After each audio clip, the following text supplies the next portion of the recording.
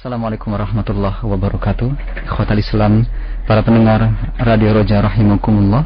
Alhamdulillah, pada kesempatan sore hari ini Allah Subhanahu wa taala masih memberikan kesempatan bagi kita untuk bertemu pada kajian ilmiah untuk edisi sore, dan setiap hari Jumat kita bersama-sama mengkaji materi-materi Mutiara Dakwah Salaf bersama Al-Ustaz Abu Ahmad Zainal Abidin bin Syamsuddin LC Hafizahullah. Dan alhamdulillah beliau sudah ada di studio. Assalamualaikum Ustaz. Waalaikumsalam warahmatullahi wabarakatuh. Bagaimana kabarnya Ustaz pada sore hari ini? Alhamdulillah, kabar baik. Dan Jumat ini mudah-mudahan kita dosa kita, taubat kita diterima oleh Allah. Dan doa kita ba'dal asr ini mudah-mudahan kita panjatkan dikabulkan Allah. Amin. Baik Ustaz, untuk materi kita pada sore hari ini akan membahas seputar Sya'ban saja. Iya, nisfu Sya'ban.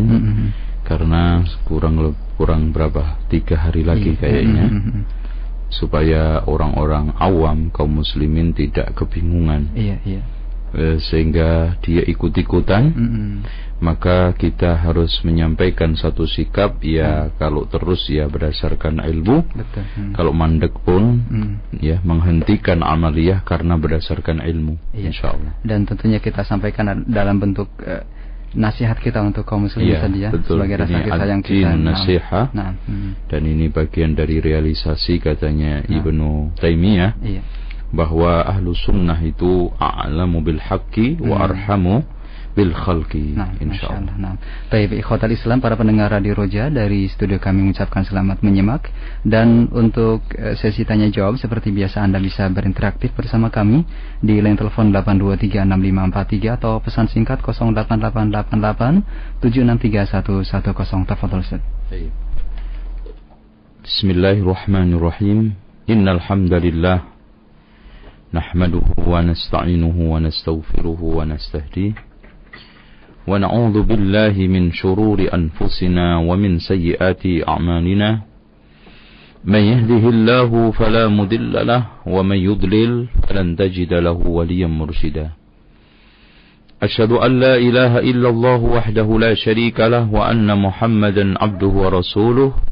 قال الله عز وجل يا أيها الناس اتقوا ربكم الذي خلقكم من نفس واحدة وخلق منها زوجها وبث منهما رجالا كثيرا ونساء واتقوا الله الذي تساءلون به والأرحم إن الله كان عليكم رقيبا وقال عز وجل يا أيها الذين آمنوا اتقوا الله وقولوا قولا سديدا يصلح لكم أعمالكم ويغفر لكم ذنوبكم ومن يطع الله ورسوله فقد فاز فوزا عظيما يا أيها الذين آمنوا اتقوا الله وقولوا قولا سديدا يصلح لكم أعمالكم ويغفر لكم ذنوبكم ومن يطع الله ورسوله فقد فاز فوزا عظيما فإن خير الحديث كتاب الله وخير الهدي هدي محمد صلى الله عليه وسلم وشر الأمور محدثاتها وكل محدثة بدعة wa kullu bid'atin dhalalah wa kullu dhalalatin finnar. Pendengar sekalian, ikhwan wal akhwat Radio Roja yang semoga senantiasa mendapatkan ilmu bermanfaat, sore hari ini berdamping dengan amanah, dan insyaallah mudah-mudahan hari ini diakhiri dengan sidq, jujur dan amanah insyaallah. Pada kesempatan hari ini kita akan membahas masalah Sya'ban, wabil khusus nisfu Sya'ban. Kalau ada orang tanya, apakah ada nisfu Sya'ban? Ya ada, tanggal 15 gitu ya. Pertengahan. Nah, amaliyahnya ini yang perlu kita soalkan. Sya'ban, kata orang ahli peramal, Sya'ban itu dari kalimat shin itu syarafun, sya'ain izzun, ba itu birrun, alif itu ulfatun, nun itu nurun. Ini kata ahli peramal ini. Ini namanya ilmu godak-gadik gaduk ya, cok gali cok digali-gali cocok.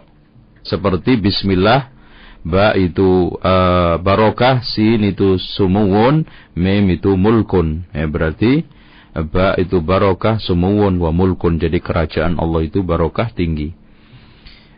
Riwayat seperti ini katanya Imam Al-Karmani, Siapa yang meriwayatkan riwayat-riwayat seperti ini, terutama bismillah, ba, barokah, sin, sumuwun, mim, mulkun, hendaknya istighfar ya 70 kali. 70 kali. Karena telah menyebarkan hadis maudhu' atau riwayat-riwayat yang palsu.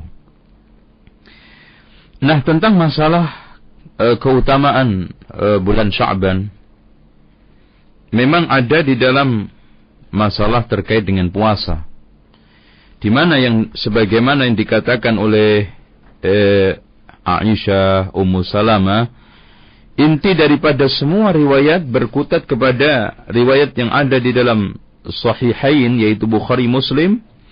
Ma ra'aitu Rasulullah sallallahu alaihi wasallam, saya tidak pernah melihat Rasulullah SAW istakmala siyama syahrin qattun illa Ramadan, menyempurnakan puasa sebulan penuh kecuali Ramadan. Wa ma ra'aitu, saya tidak pernah melihat fi syahrin aktsaru siyaman minhu min fi Sya'ban, dan saya tidak pernah melihat Rasulullah SAW paling banyak puasa ketimbang Sya'ban. Kenapa itu dilakukan oleh Rasulullah SAW? Alasannya disebutkan di dalam hadis yang dikeluarkan oleh Abdul Razzaq di dalam musannafnya, dan Imam At-Tayalisi di dalam musnadnya, Ibnu Abi Syaibah juga di dalam musannafnya, Ibnu Sa'ad dia di dalam tabaqatnya, Imam Ad-Darimi dan yang lainnya. Rasulullah SAW mengatakan dengan sanad yang ini sahih, "Dzanika yaumani," "Dzaka syahrun," itu bulan, "yaghfulun nasu anhu," banyak manusia melupakannya, "baina Rajab wa Ramadan," antara Rajab dengan Ramadan, "wa huwa syahrun," itu bulan, "turfa'u fihi al-a'mal," diangkatnya amal, "ila rabbil alamin azza wa jal," kepada Allah azza wa jal, "wa uhibbu an yurfa'a amali wa ana sha'imun," saya senang sekali melakukan puasa dalam keadaan ini, melakukan amalku diangkat dalam keadaan melakukan puasa, ya, dalam keadaan melakukan puasa. Hadis ini dikuatkan oleh Imam Ibnu Khuzaimah dan juga Imam Al-Maqdisi, Al-Mundhiri, yang juga Ibnu Hajar Al-Asqalani serta Syekh Al-Albani, ya. Dengan demikian ini hadis bisa dipegang. Kemudian hadis berikutnya yang perlu kita sampaikan di sini, dan insyaallah nanti ada selain ini, pokoknya tentang Sya'ban ini hadis puasa itu kebanyakan sahih, tetapi solat tidak ada yang sahih, dan keutamaan nisfu Sya'ban berbagai macam acaranya juga rata-rata palsu, dan insyaallah kelanjutan hadis-hadis palsunya kita akan sampaikan pada pertemuan yang akan datang. Pada kesempatan ini saya akan menyampaikan hadis 3 saja, kemudian kita susul dengan pernyataan ulama tentang masalah bid'ah Rajab, yaitu bid'ah Sya'ban, terutama nisfu Sya'ban. Di dalam hadis Rasulullah sallallahu alaihi wasallam, yang hadis ini diriwayatkan dari Ali ibn Abi Thalib, dari Nabi Muhammad sallallahu alaihi wasallam, "Idza kana lailatu nisfi Sya'ban," jika sudah masuk malam nisfu Sya'ban, "faqumu lailaha," lakukanlah qiyamul lail, "wasumu naharaha," dan puasalah pada waktu siangnya, "fa innallaha ta'ala yanzilu fiha," Allah Subhanahu wa ta'ala turun di dalamnya, "li ghurubi syamsi," ketika matahari terbenam, "ila sama'id dunya," dia turun ke langit dunia, fayaqulu, dan dia mengatakan, "ala mustaghfirun fa'aghfir lahu," adakah orang yang minta ampun, saya akan ampuni. "Ala mustarzikun," adakah orang yang minta rezeki, fa'arzuqahu, aku akan berikan rezeki. "Ala mubtalin," apakah ada orang yang kena ujian, fa'u'afiyahu, akan aku lepaskan dari cobaan. "Au kadza au ala kadza hatta yatlu'al fajru," Allah terus mengulang-ulangi kalimat itu, ala banyak sekali, bahkan di dalam hadis yang lainnya begitu sampai terbit fajar.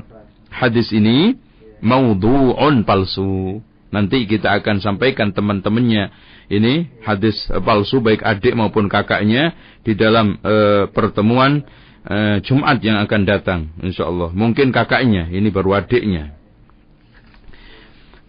perlu diketahui di sana juga ada hadis yang dikeluarkan oleh a'immatul ahadits juga, ya. Dan statusnya nanti setelah kita baca kita akan sampaikan. Innallaha tabaraka wa ta'ala yanzilu lailatan nisfi min Sya'ban ila as-sama'i dunya. Allah Subhanahu wa ta'ala turun pada waktu malam nisfu Sya'ban ke langit dunia. Fayaghfiru, dan mengampuni li aksar min adadi sya'ri ghanami kalbin, mengampuni hambanya lebih banyak daripada jumlah rambutnya kambing-kambing Bani Kalb. Kenapa Rasulullah SAW mengumpamakan kambing Bani Kalb? Karena di antara kabilah Arab yang paling banyak kambingnya itu Bani Kalb. Sehingga Rasulullah itu masih banyak yang diampuni oleh Allah Subhanahu wa ta'ala ketimbang jumlahnya kambing Bani Kalb. Hadis ini dhaifun jiddan, dikeluarkan oleh Imam Ibnu Abi Syaibah dan juga oleh Imam At-Tirmidzi, Ibnu Majah dan yang lainnya, bahkan juga di dalam Imam Al-Baghawi di dalam kitab Syarh Sunnahnya dan Ibnul Jauzi dalam kitab Al-Wahiyahnya, dan semua sanadnya muttarib, tidak bisa diangkat walaupun ada jalan-jalan, sehingga statusnya hadisnya ini dhaifun jiddan, sebagaimana yang telah dinyatakan oleh Syekh Nasruddin Al-Albani di dalam kitabnya Sahih Dhaif Ibnu Majah, Sunan Ibnu Majah. Nah, ini satu hadis yang dimana Rasulullah SAW mengatakan, Innallaha la yattali'u lailatan nisfi min Sya'ban. Allah melihat makhluknya pada malam nisfu Sya'ban. Fayaghfiru, mengampuni, li jami'i khalqihi, mengampuni semua makhluknya, illa li musyrikin, kecuali orang musyrik, au musahinin, atau orang yang sedang syahn. Fihi syahna. Ditafsir oleh Imam Al-Auza'i, asy-syahna itu adalah sahibul bid'ah, orang ahli bid'ah dan memecah belah umat. Terus di sana ada Ibnu Abi Thawban mengatakan bahwa sahih ini syahna itu orang yang meninggalkan sunnah, memecah belah umat dan menumpahkan darah. Jadi intinya katanya Imam Ibnu Rajab Al-Hambali di dalam kitab Lataiful Ma'arif, asy-syahana itu orang-orang yang tidak memiliki salamatus sadr. Ada kedengkian kepada sesama kaum muslimin, memecah belah dengan kesesatan dan kebid'ahannya, maka semua masuk kepada asy-syahna. Hadis ini dikeluarkan oleh Imam Ibnu Majah di dalam bab iqamatus shalah, dan juga Ibnu Abi Asim di dalam kitab sunnahnya, dan Imam At-Tabrani, juga Imam Ad-Daruqutni ya di dalam An-Nuzul, dan Imam Al-Lalikai di dalam kitab Syarh Usul I'tiqad Ahlussunnah wal Jamaah, Imam Al-Baihaqi di dalam kitab Syu'abul Iman, dan masih banyak dikeluarkan oleh para a'immatul ahadits dan dari berbagai macam jalan, walaupun sanad per sanad adalah dhaif, ya. Yang paling banter ya hadis ini adalah mursal. Kalau sahih mursal, atau kalau seandainya mauquf, statusnya adalah fi hukmil mursal, namun dengan berbagai macam jalan-jalannya sehingga hadis ini menjadi hasan, ya. Wa hadhihi asanid iddah, katanya walaupun sanad-sanad ini sangat banyak sekali yang tidak sepi daripada kedhaifan karena inqita' dan irsal, dan atau karena jahalahnya perawi, atau karena buruknya hafalan, atau sebagiannya wahin, lakinnaha salimatun minal matrukin al muttahamin, karena hampir tidak ada yang matrukin dan muttaham, maka kita bisa gandengkan antara riwayat itu sehingga menjadi menguat. Maka hadis ini dikatakan divonis oleh Nasruddin atau Syekh Al-Albani hasan. Dan di antara yang mengkuatkan riwayat ini adalah Imam Al-Bazzar, Imam Ibnu Hibban, Al-Baihaqi dan Imam Al-Mundhiri, serta Imam Al-Haythami dan Syekh Al-Albani di dalam kitabnya Dhilalul Jannah, ya. Maksudnya tertib atau tashihnya Syekh Nasruddin Al-Albani terhadap kitab Syarh Sunnahnya Ibnu Abi Asim. Dengan demikian, di antara riwayat yang ada tentang fadilah malam nisfu Sya'ban, kalau seandainya ini kita terima sebagai hadis yang sahih, maka hanya satu jalur ini, artinya satu makna ini, dan berbagai macam jalan, semuanya satu makna. Innallaha la yattali'u ila khalqi lailatan nisfi min Sya'ban fayaghfiru li ibadihi, dan mengampuni seluruh hambanya illa tsnaini, kecuali 2 orang, musyahinun aw qatilun nafsi. Adapun yang lainnya di mana Allah Subhanahu wa taala mengatakan, apakah ada orang yang memintakan ampun kepadaku akan aku ampuni, ma lam yakun asyaron aw sahiron aw syairan aw kahinan aw arrafan aw syurutiyan aw jabiyan aw sahiba kubatin aw urtubah. Ini semua hadisnya adalah palsu, dhaif, ya. Ada yang memvonis dhaif, ada yang memvonis dhaif jiddan, ya, karena perawinya matrukin, pada ditinggalkan oleh jamaah-jamaah tersebut, oleh jamaatul ulama. Nah, sekarang setelah kita mengetahui beberapa hadis, insyaallah nanti hadis-hadis yang lainnya yang palsu, yang dhaif jiddan, yang mungkin saja belum tersampaikan di sini karena ketidaktahuan kita, mungkin mendengar di masjid atau kiainya ceramah dan yang lainnya, supaya tahu statusnya hadis itu dhaif atau palsu, insyaallah kita sampaikan pada Jumat yang akan datang. Yang paling penting di sini kita urusin adalah kita telah mendapatkan hadis bahwa nisfu Sya'ban itu memiliki fadilah. Nah, yang menjadi permasalahan, apakah karena adanya fadilah suatu hari atau malam atau apa saja dengan seenaknya kita membuat atau melakukan ibadah? Oh tidak. Adanya fadilah sesuatu hari, kita harus mengamalkan suatu amalan yang juga dikatakan oleh fadilah secara dalil. Contoh aja, keutamaan Jumat. Apakah seenaknya pada waktu Jumat atau malam Jumat kita membaca Yasin? Kita baca mungkin surat apa, amma yatasaalun, atau seenaknya, atau wirid subhanallah wa bihamdihi 300 kali? Oh tidak. Oh itu kan baik. Iya betul baik. Zikir itu baik, baca Quran baik, tapi Anda kait-kaitkan dengan malam itu yang tidak dikaitkan oleh dalil oleh Allah dan Rasulnya, maka keterkaitan amalan itu terhadap hari itu maka batal. Contoh saja, kalau sekarang kita melihat bahwa hadis ini sahih, apakah terus kita berbondong-bondong datang ke masjid, kemudian baca Yasin 3 kali?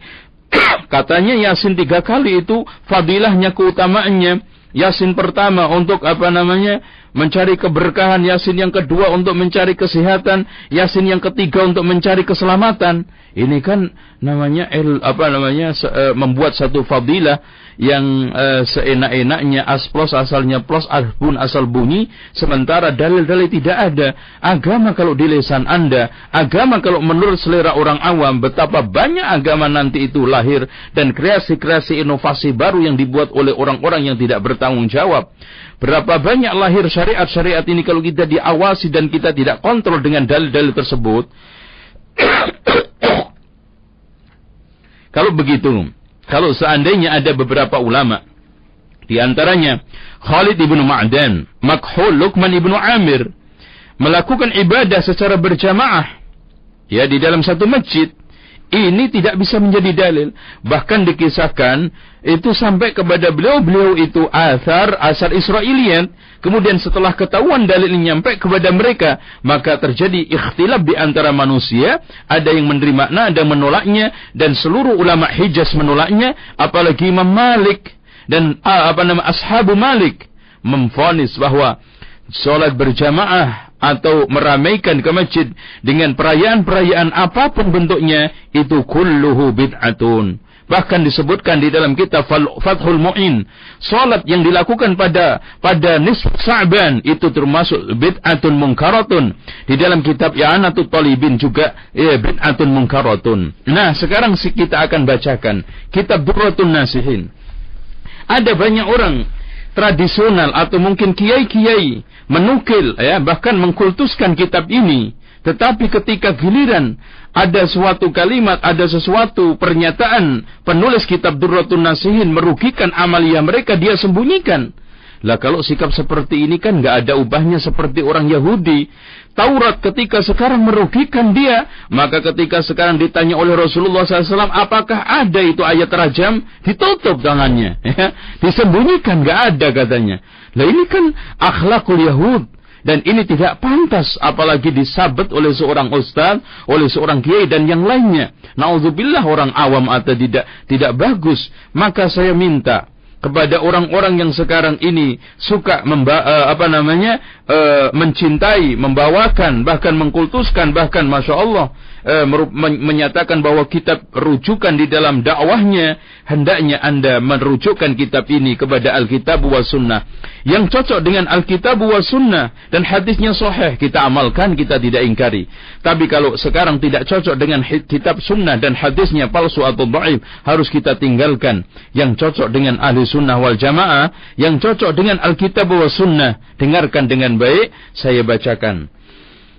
Beliau mengatakan, wa ammal istima'u fiha, adapun ngumpul-ngumpul pada waktu nisfu Sa'ban fil masajid wal jawami', di masjid-masjid dan masjid besar yaitu jami', lis salatil nafilah bil jama'atil katsirah, melakukan salat sunnah dengan jamaah yang sangat banyak, kama huwal mu'tadu fi zamanina fayukrah, seperti yang dibiasakan pada zaman kita sekarang ini, maka itu dibenci, maka itu dilarang, ya, tidak dicintai. Wa hadza qaulul Auza'i, ini pernyataan Imam Al-Auza'i. Imam Al-Auza'i hanya menganjurkan kalau memang sekarang melakukan qiyamul lail silahkan pada waktu itu, tapi sendiri-sendiri di rumah. Tidak melakukan sholat berjamaah, apalagi bagi-bagi air, sehingga air itu dinyatakan air keramat, ya, dibuat untuk berbagai macam alat kesembuhan, alat keselamatan, alat berkah, alat macam-macam. Dan na'udzubillah min dalik, bahkan di antara mereka mungkin mengkultuskan air itu disimpan untuk menyembuhkan berbagai macam penyakit. Kalau seandainya dibawa ke rumah sakit yang paling terkenal pun nggak sembuh, dengan air itu diyakini bisa sembuh. Anehnya, kiainya sendiri yang suka niup itu kalau sakit, berobat ke rumah sakit. Nah, ini kan repot. Nah, kita lanjutkan. Wa hakada israju suratil katsirah, begitu juga menyalakan lampu yang sangat banyak fil masajid, di masjid-masjid, wa iqadil qanadil al katsirah, menyalakan lampu-lampu yang sangat banyak fil jawami', di dalam masjid-masjid, fi tilkal lailati, di malam itu, la yajuz, tidak boleh. Ini kata penulis kitab Durratun Nasihin. Tolong dengarkan Pak Yai dengan baik. Lamma dzukira fil qaniyah anna israjus surajil katsirah, sesungguhnya menyalakan lampu yang sangat banyak, lailatul bara'ah, di malam yang disebut dengan malam bara'ah, yaitu malam nisfu Sa'ban, fis suqaqi wal aswaq, di jalan-jalan dan di pasar-pasar, bid'atun, merupakan satu perkara bid'ah, wa kadza fil masajid, begitu juga menyalakan lampu di masjid-masjid, bid'ah. Ini Masya Allah, ini pernyataan yang Masya Allah, saya tidak menemukan pernyataan yang lebih tegas kecuali pernyataan penulis kitab Durratun Nasihin. Nyalain lampu tok aja udah bid'ah ini. Wa yazmanul qimah, dan orang yang nyalakan lampu itu harus menanggung nilai, ya, ongkos penyalaan itu. Yang borosin listrik ini orang-orang yang melakukan acara nisfu Sa'ban, nyalakan listrik itu nanggung itu nanti biayanya semua. Kalau tidak bayar nanti jadi utang dari kiamat. Wa yadmanul qiyam, ya, qiyam jamak dari qimah. Bal law dzakarahul waqif, kalau seandainya orang yang mewakafkan menyebutkan, wa syaratahu, mensyaratkan, lam ya'tabir dzalika syartan, artinya kalau seandainya sahibul wakaf, orang yang mewakafkan mensyaratkan, tolong nanti masjid saya digunakan untuk nisfu Sa'ban, lah itu nggak dianggap itu syaratnya, nggak dianggap itu wakafnya. Wa illam yakun min malil wakaf, kalau seandainya harta yang digunakan untuk biaya nisfu Sa'ban itu bukan dari wakaf, bal tabarra'a bihi atau tubarra'u bihi, yakunu dzalika tabdziran, maka itu termasuk mubadzir. Wa idha'atul mal wat tabdzir haramun binassil Quran, menyanyiakan harta dan membadzirkan, menghambur-hamburkan harta itu haram dengan nas Al-Quran. Innal mubadzirina kanu ikhwana syayatin. Ini pernyataan sahib Durratun Nasihin, penulis Durratun Nasihin. Jadi orang-orang yang mengadakan kegiatan itu semuanya telah menyia-nyiakan harta yang termasuk temannya syaitan. Ini penulis Durratun Nasihin. Saya bukan pernyataan saya ini. Waqad nahan Nabi sallallahu alaihi wasallam. Rasulullah sallallahu alaihi wasallam telah melarang an idha'atil mal, tentang menyia-nyiakan harta, karena Rasulullah melarang 3, adil qila wal qal wa kathratis su'al wa kathratis su'ali wa idha'atil mal, ya. Qila wal qal, ya, banyak bertanya, dan idha'atil mal. Wa'tiqadu anna dzalika qurbatun, meyakini bahwa membiayai acara itu, nah, ini tolong didengarkan, meyakini bahwa membiayai acara itu mengeluarkan harta pada saat itu, anna dzalika qurbatun, dianggap sebagai bentuk qurbah taqarrub, min a'dhamil bid'ah, termasuk bid'ah yang paling agung, wa akbahis sayyi'at, keburukan yang paling buruk, wa kadza at-tanafful, begitu juga melakukan salat sunnah. Jadi wa'tiqadu dzalika, termasuk i'tiqad istima' di masjid pada waktu nisfu Sa'ban itu baik, dan infak menyalakan lampu itu baik, infak untuk membiayai acara itu, untuk menyalakan lampu itu baik, itu semua termasuk min a'dhamil bid'ah wa akbahis sayyi'at. Begitu wakadha tanaful, begitu juga melakukan berbagai macam kesunahan fi tilkal lailati, pada malam hari itu, bil jama'atil katsirah, dengan jamaah yang sangat banyak, merupakan bid'atun qabihatun, bid'ah yang sangat tercela, yang sangat jelek, yajibul istinabu anha, wajib untuk dihindarkan, wajib. Ini tolong didengarkan, Pak. Semua yang punya kitab Durratun Nasihin bisa dibuka di halaman 209. Li'annal fuqaha'a, karena para ahli fiqih ittafaqu ala karahatil jama'ah fin nawafil, ya, membenci salat berjamaah di dalam salat-salat sunnah, ma'ada at-tarawih wal istisqa wal kusuf, ya, wal kusuf wa salatu al-idain. Tolong dicamkan, ya, para ulama semuanya sepakat, ahli fikih, membenci solat berjamaah sunnah, ya, maksudnya solat sunnah dilakukan secara berjamaah itu kecuali 4: solat tarawih, solat id, solat istisqa, solat gerhana. Selain itu enggak ada solat jamaah, solat sunnah dilakukan dengan berjamaah itu. Sepakat itu para ulama. Ya, tidak ada satupun yang berbeda pendapat dalam hal ini.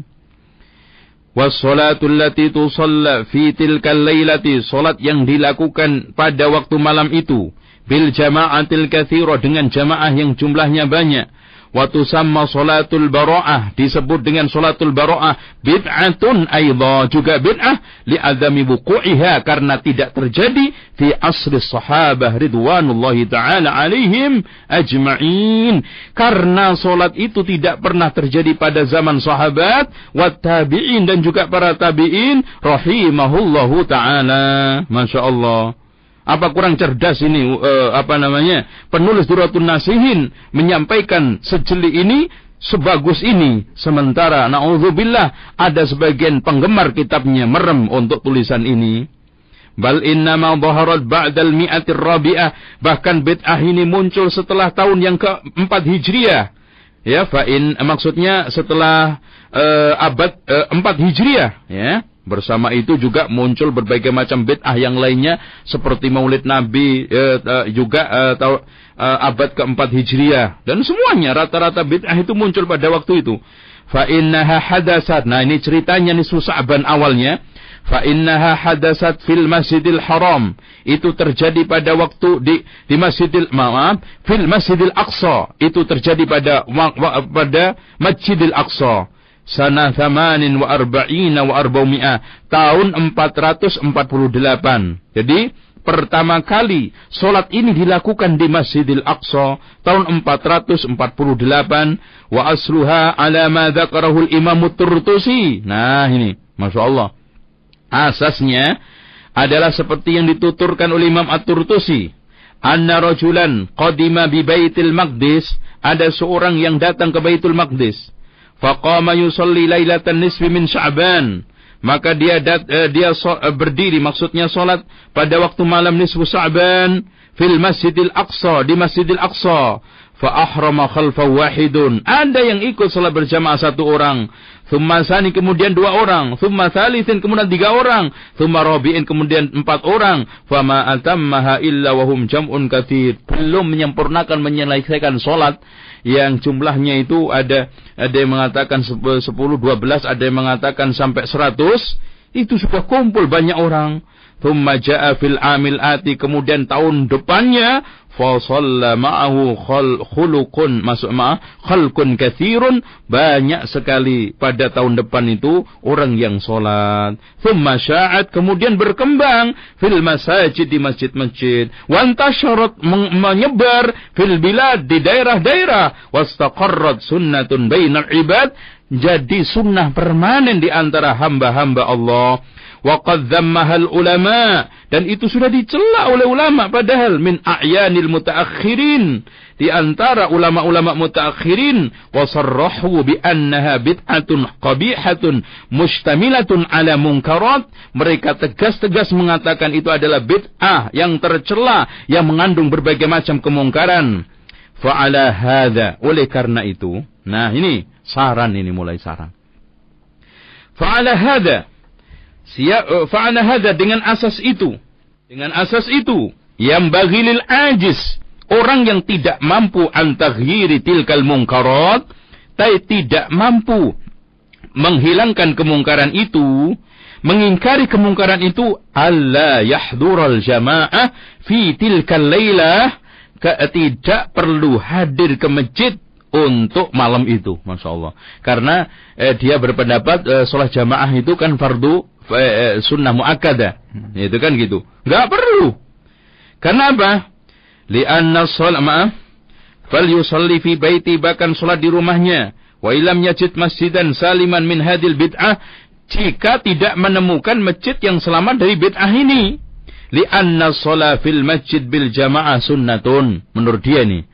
Karena salat jamaah di masjid itu sunnah menurut Imam Syafi'i, pendapatnya Syafi'iyah.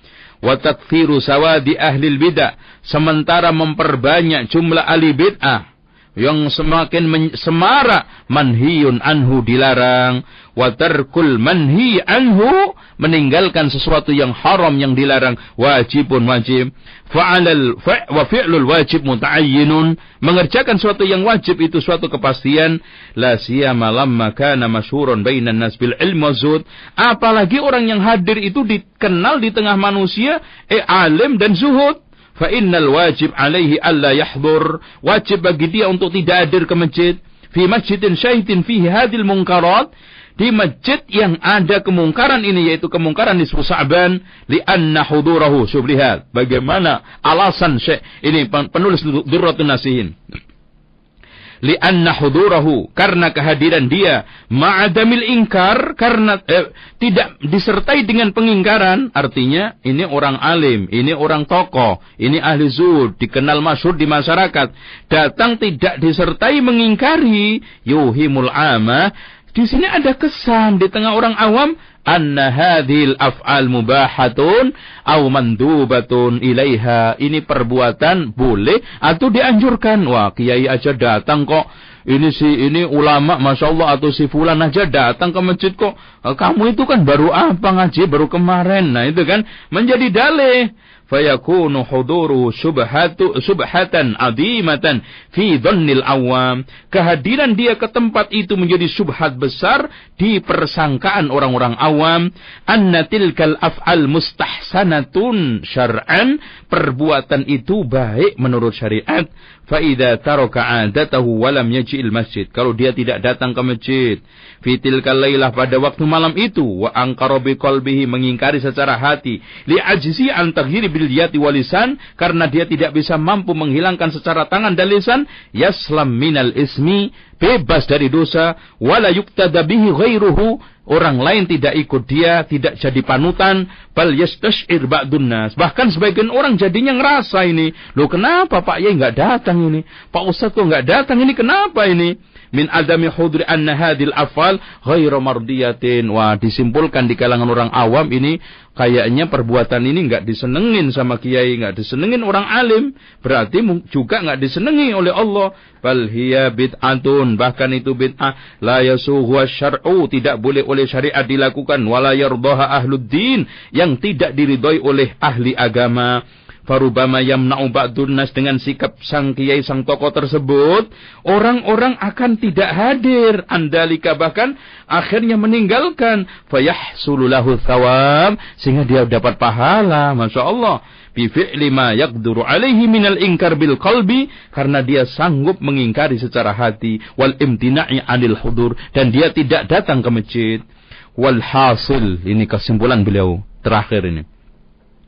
Walhasil anna tilkal lailah, sesungguhnya malam itu, wa in warada fi fadlihi ahadits muta'addidah, walaupun di sana ada beberapa hadis yang banyak, lakin laisa li ahad yang sahih, ya, kalau seandainya ada hadis yang sahih, lakin laisa li ahadin ayyu'addimaha bima dhammahu syari' wa naha'an, tidak boleh siapapun mengagungkan, memuliakan dengan sesuatu yang dicela, dilarang oleh syariat. Nah inilah. Jadi tidak semata-mata itu agung besar fadilah dengan seenaknya kita membuat satu acara. Ma'anna ba'dal ulama qalu, bahkan sebagian ulama mengatakan lam yasbut fi qiyamiha syai'un an Rasulillah sallallahu anin Nabi sallallahu alaihi wasallam, bahkan tidak ada satu hadis pun yang menjelaskan tentang fadilah qiyamul lail pada waktu malam hari itu, dan juga dari sahabat Rasulullah. Fa'ala hadza, oleh karena itu, dengan asas itu, dengan asas ini, yajibu ala kulli muslim, wajib bagi setiap muslim, fi hadzal zaman, pada zaman ini, ayyuhadzir minil ightiran, untuk waspada tidak tertipu, wal mailu ila syai'in minal bid'ah wal muhdasat, condong kepada suatu kebid'ahan dan perkara yang diada-ada, wa yasunu dinahu, dan menjaga agamanya, minal bid'ah, dari kebid'ahan, alladhi ustu'nisa, yang sudah akrab, yang sudah dianggap enak. Oh ini kan di kampung saya sudah bagus, biha wa tarabba 'alaiha, dan sudah hidupnya tertarbiyah di atas bid'ah itu dari kecil sampai gede, ya, di kampungnya sudah seperti itu, ditanamkan orang tuanya seperti itu, masyarakatnya mendorong seperti itu. Kalau sudah seperti kondisinya seperti itu, fa innaha summun qatilun, bid'ah itu menjadi racun yang membunuh. Qalla man salima min afatiha, jarang orang yang selamat dari afatiha, dari serangannya. Wa dhahara lahul haq ma'aha, walaupun telah datang kebenaran bersamanya. Li'annal bid'ah, Masya Allah ini, li'annal bid'ah, katanya ini penulis di Durratun Nasin, li'annal bid'ata, karena perbuatan bid'ah, laha halawatun, ada manisnya, fi qulubi ahliha, di hati para penyebarnya. Manis bid'ah itu.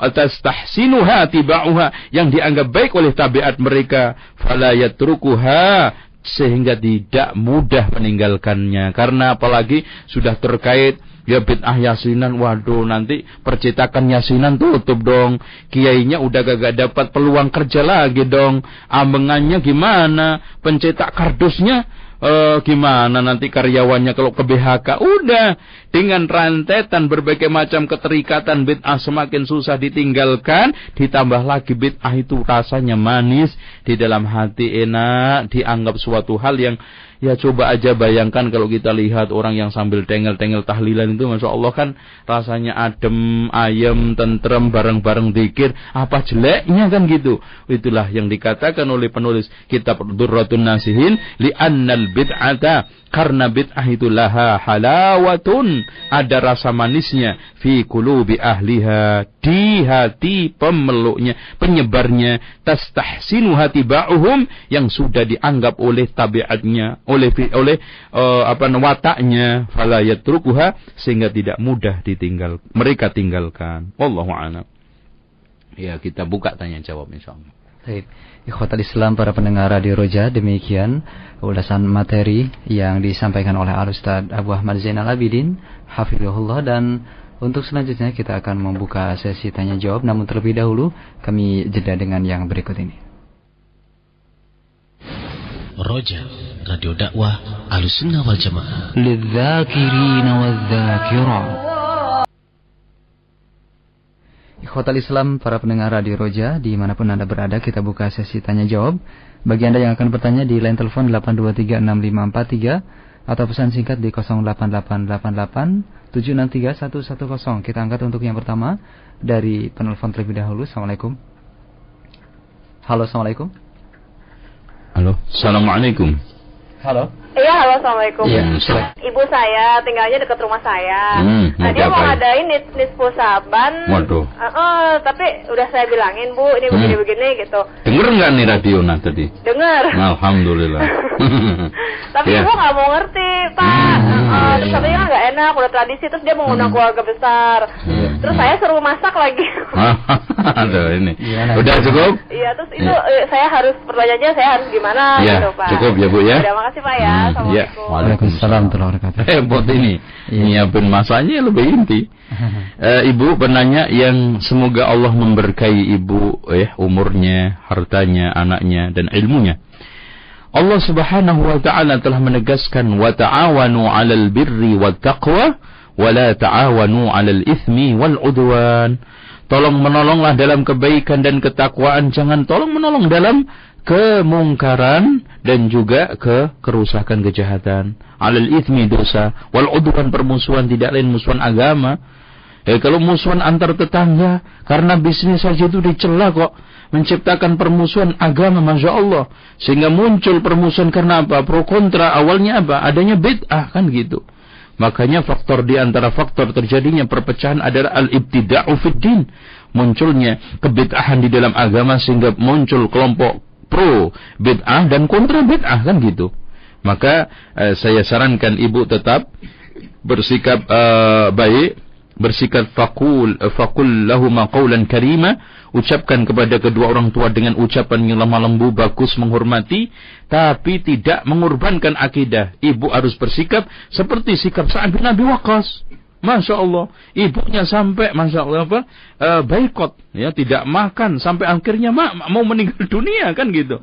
Tapi dengan lemah lembut, dengan tegas, dengan santun, ya, dia sikap santun, lemah lembut tetap dipertahankan, ucapan mulia tetap dipertahankan, tegas di dalam sikap akidah agama tetap itu dilakukan, lakum dinukum waliyadin, itu tetap dipertahankan, sehingga Sa'ad bin Abi Waqqas Masya Allah menjadi sahabat yang terpuji mulia dan tidak mengorbankan agama, juga tidak menyakiti ibunya secara dunia. Akhirnya Masya Allah ibunya tidak terus untuk boikot, kan gitu. Dengan demikian ibu lemah lembut terus, menghormati terus, tapi soal masalah akidah kita tidak bisa, ya. Allah.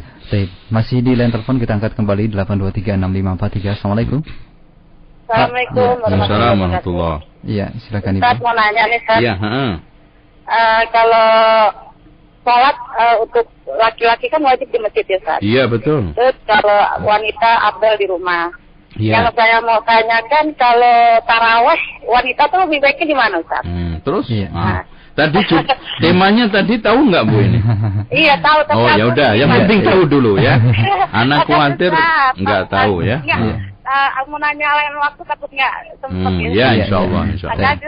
Ya, sama-sama. Ya, alhamdulillah masih tahu judulnya, itu kan gitu. Ini Ibu, semoga Allah merahmati Ibu ya, dan juga merahmati dunia akhirat Ibu, dan menjadikan ilmu yang Ibu dengar bermanfaat. Di dalam masalah sholatul tarawih, wanita di dalam hal ini sama. Kalau sholat wajib ada afdal di rumah, padahal dibandingkan dengan masjid Rasulullah yang keutamaannya 1000 sholat, kalau sholat dibanding masjid yang lainnya. Apalagi sekarang dibandingkan dengan masjid-masjid yang ada di sekitar kita. Apalagi sekarang sholatul sunnah. Oleh karena itu, baik sholatul wajib was sunnah tetap afdalnya bagi wanita di masjid. Namun tolong dicamkan ibu bapak sekalian pendengar rahimahullah ta'ala, bukan berarti kita nggak boleh, nggak. Dilarang enggak. Bahkan Rasulullah mengatakan secara umum, la tamna'u ima Allah masajidallah. Jangan kau halangi perempuan-perempuan untuk datang ke masjid, tapi fabuyutuhunna khairun. Rumah-rumah mereka lebih baik. Itu loh. Apalagi kalau keluarnya tabarrus, ya. Kadang subhanallah wanita-wanita datang ke salat tarawih dengan pakaian yang telanjang semi telanjang, bahkan dijadikan wahana untuk ketemu pacar. Ini namanya pahalanya belum tentu, dosanya udah jelas, ya. Mungkin pulang bawa pahala 1 kilo, tapi dosanya 5 kilo, na'udzubillah.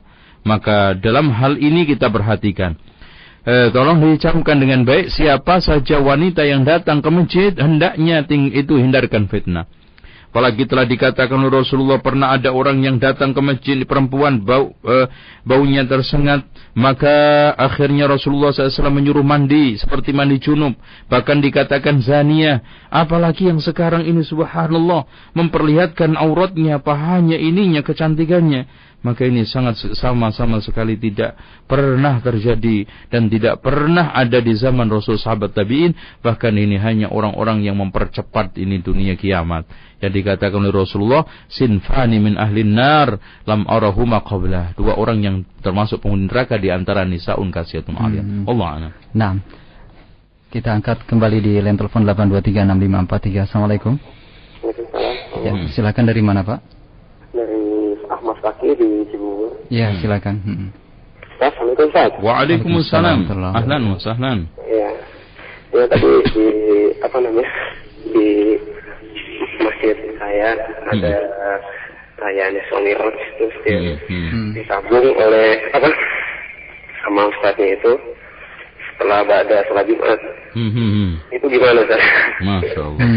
Terpaksa orang ikut bid'ah. Iya. Baik. Hal ini antum kalau sekarang selesai sholat Jumat, antum tinggalkan. Dan Anda tidak ada sama sekali, apalagi wajib, sunnah. Anda harus bersikap tegas. Keluar. Anda tidak ditarik pajak kan keluarnya. Anda juga tidak harus bayar upeti. Sementara antum merasa enggak enak sama makhluk. Apa enggak enak sama Khalik itu lebih Anda utamakan. Enggak enak sama Rasulullah SAW harus kedepankan. Man talaba ridallah bi sakhatin nas radhiyallahu anhu wa ardan nas alaihi. Wallahu a'lam. Baik. Kemudian kita angkat pertanyaan dari pesan singkat saja dari mendengar kita berkaitan dengan makanan ambengan atau makanan yang ada di dalam acara-acara yang sudah jelas kebid'ahannya. Bagaimana hukum memakan makanan yang ada di acara tersebut? Dimakan semuanya kecuali dagingnya, sembelihannya. Kecuali selamatan untuk tahlilan hari 1, 2, 3, 7, 40.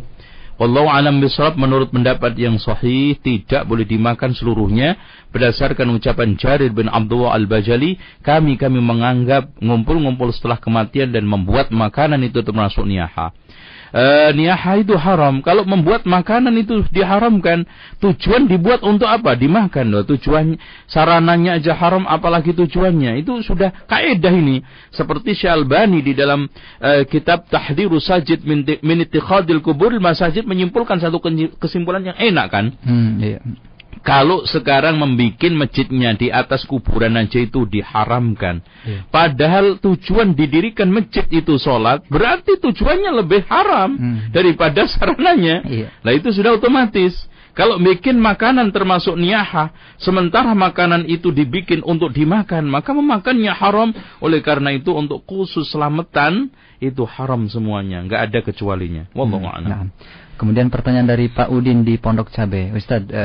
Di masjid kami, di Masjid Cirende Pondok Cabe, ada penjelasan dari penceramah bahwasanya kullu bid'atin dhalalah, kata Imam Khatib ya, yang artinya adalah kullu di sini sebagian. Jadi tidak semua bid'ah tapi sebagian bid'ah. Mohon penjelasannya Ustaz.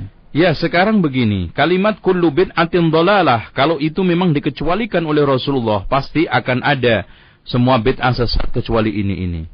Anehnya Abdullah ibnu Umar menegaskan kullu bid'atin dhalalah wa in yarahan nasu hasana. Semua bid'ah itu sesat walaupun dipandang oleh sebagian orang baik. Nah, kalau Rasul menegaskan seperti itu, bahkan Ibnu Umar tidak mengecualikan. Imam Malik bahkan mengatakan, man ibtada'a bid'atan fayaraha hasanatan faqad za'ama anna Muhammadan qad khana risalah. Sama sikapnya. Lah kalau sekarang bid'ah yang dimaksud dikecualikan adalah keduniaan, Bapak, Ibu tolong didengarkan dengan baik. Bid'ah yang kita urus ini adalah bid'ah syariah. Sekarang gini, kita baliklah. Sunnah yang digunakan, yang kita tegaskan adalah sunnah yang kaitannya dengan agama. Walaupun kita berbicara masalah urusan dunia itu pun terkait koridor syariah kan gitu. Contoh aja bid'ah. Sekarang kita bikin televisi. Kalau televisinya itu dari sisi keduniaan kan bukan termasuk bid'ah atau yang kita bahas ini. Cuma kalau punya televisi dimanfaatkan seperti ini, hukumnya halal. Kalau begini haram kan gitu. Sama juga celurit itu kan bikin kalau dibuat baca orang yang jadi haram. Kalau dibikin untuk pisau itu ngiris bumbu jangan, ngiris sayur ya halal. Nah ini soal masalah keduniaan itu ke situ arahnya. Tapi kalau sekarang anak tanya sama kiainya ini atau orang yang sekarang mencoba untuk ngotak-ngatik ini, tolong sebutin bid'ah yang Anda maksud yang dikecualikan oleh Rasulullah tidak dhalalah. Tolong sebutin. Ya paling banter mushaf. Mana siapa bilang membukukan mushaf itu bid'ah? Ada dasarnya. Allah berfirman, "Inna alaina jam'ahu wa qur'ana." Sesungguhnya kamilah yang bertanggung jawab untuk menghimpun Al-Qur'an, kan? Itu. Mana sekarang tarawih? Rasulullah sudah melakukan sholat tarawih. Tolong sebutin bid'ah yang tidak dhalalah menjadi hasanah di dalam masalah agama. Nah, kalau sekarang kita artikan bid'ah dhalalah, sesat hasanah baik, sesat yang baik kan juga susah itu dipahami oleh anak kecil itu ya. Sesat tapi baik tapi sesat kan muter. Iya. Nah, kita angkat pertanyaan di line telepon kembali. Assalamualaikum. Halo. Ya. Iya. Iya, waalaikumsalam. Silakan Bu, dari mana? Saya Atri dari Depok. Iya, silakan. Pertanyaannya tentang bulan Sya'ban ini. Iya. Itu ada nggak batas kita saum sunnah? Jadi batas akhir kita saum sunnah misalnya Senin Kamis atau Nabi Daud. Iya. Tuh. Kemudian yang kedua tentang sholat tarawih masjid bagi akhwat. Iya. Nah, di sini bagaimana tujuannya tadi? Kita mencari ilmu. Karena di dalam tarawih itu kan ada ceramahnya ya Ustaz ya. Kalau kami harus sholat di rumah, mungkin membaca buku. Ya. Itu aja Ustaz. Assalamualaikum warahmatullahi wabarakatuh. Waalaikumsalam. Pertanyaan pertama apa tadi? Ya, mengenai batasan saum sunnah Ustaz pada Sya'ban. Kapan? Memang ada hadis Rasulullah. Yang hadis ini disahihkan oleh banyak ulama, di antaranya adalah Ibnu Hibban dan juga oleh Imam Ahmad dan yang lainnya. Idzan tasafa Sya'ban fala tasumu. Jika sudah sampai pertengahan, maka janganlah puasa.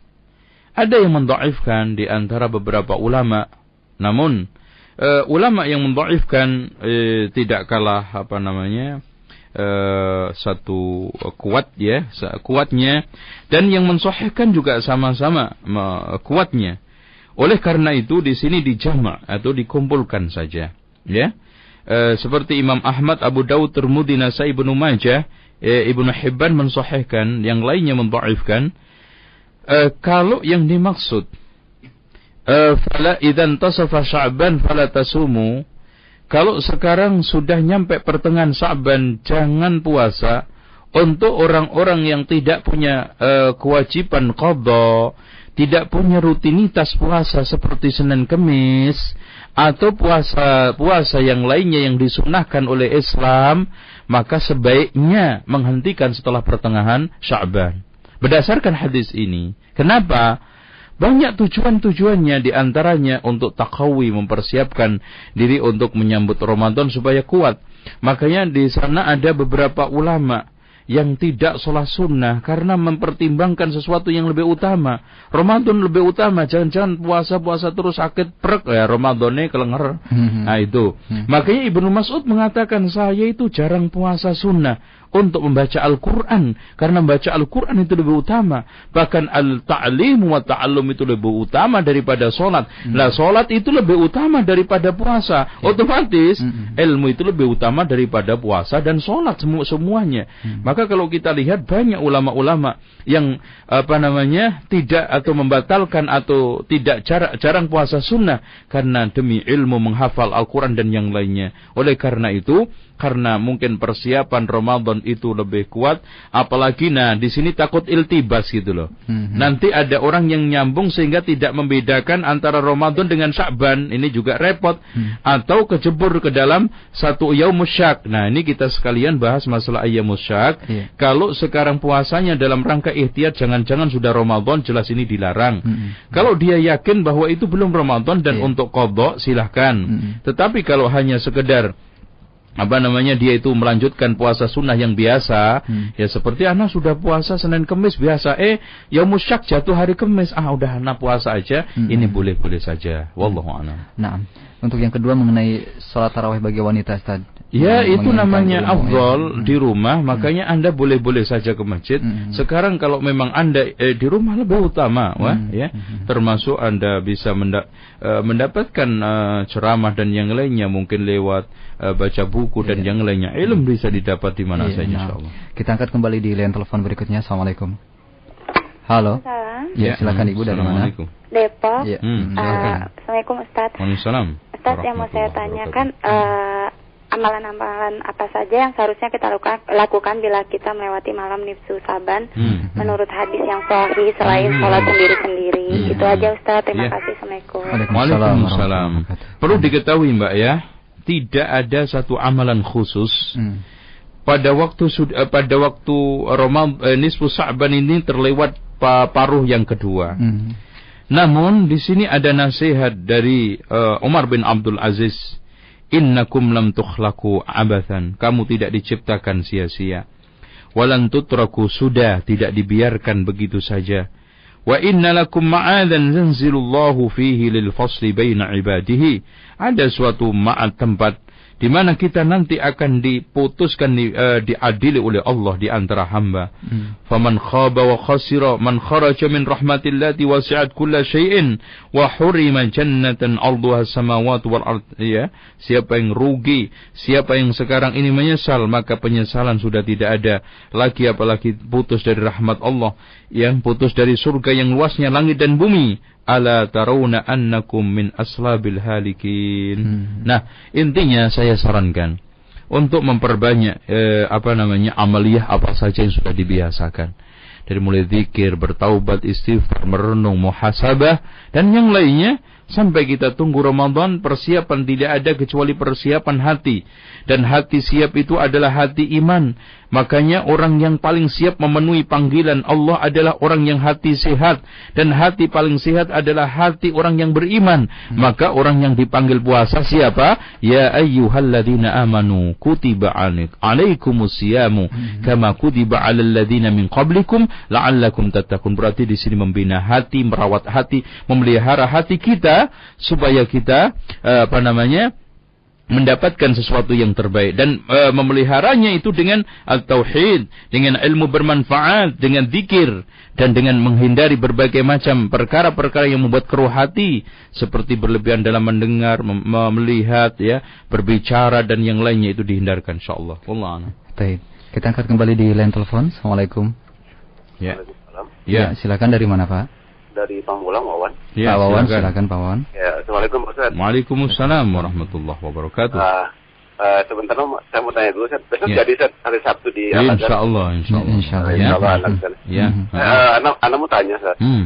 Ini di tempat anak tuh lagi marak sholat tasbih, Ustaz. Nah, ini anak yang pengen tanya, apakah ada hujahnya yang sahih? Iya. Karena ini mengundang keraguan kepada orang-orang yang sudah meyakini bahwa hujah itu dhaif. Iya.